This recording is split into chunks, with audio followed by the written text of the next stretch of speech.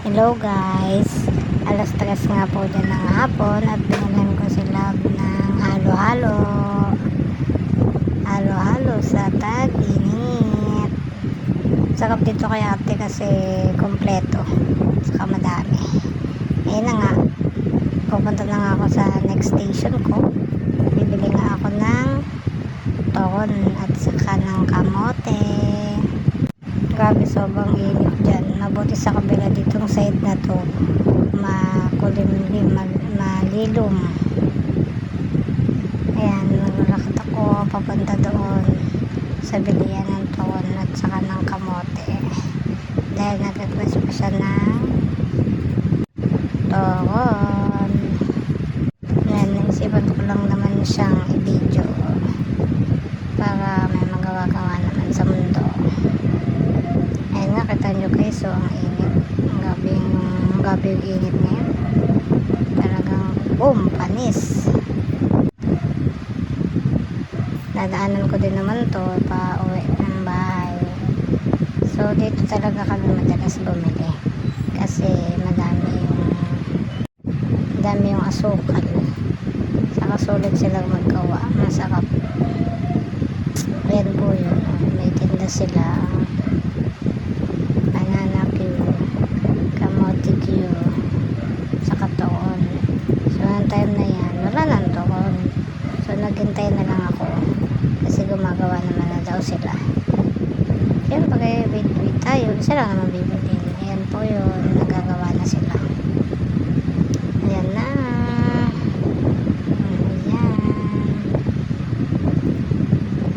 pumili na rin ako ng kamote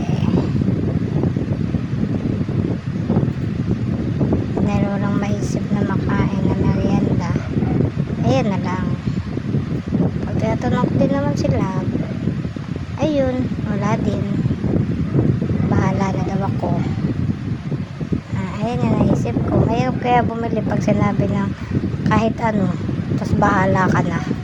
Ang hirap, no? Ang hirap mag-isip. So ayan guys, nabili ko na yan, pauwi na ako ng bahay. Taan nyo yun, no, diba? Ayan na yun, nabili ko. Diba? Sulit, diba, yung halo-halo. Yan yung malaki 60. Diba, may kasama pang baby bata yan. Yan ang makukulit na bata, makulit. Tapos yung maliit naman is 40. So bumili lang ako ng maliit kasi feeling ko yun lang yung kaya kong ubusin. So sa akin yung maliit, sa akin yung malaki.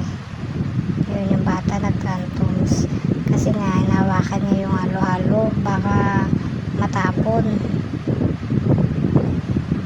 Ito naman yung kamote. Tignan niyo yung kamote, diba? Ang daming nakalagay na asukal. Oh, Mamma Mia. Ang kita nyo guys. So ang dami, diba? Tapos ito naman ang toon.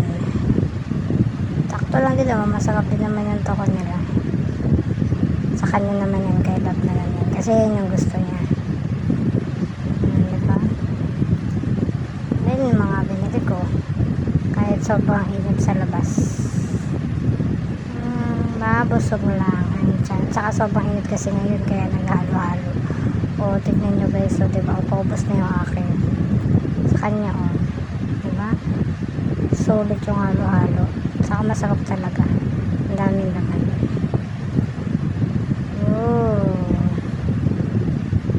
Isang sandok, ang dami agad. So guys, hanggang dito na lang, bye bye.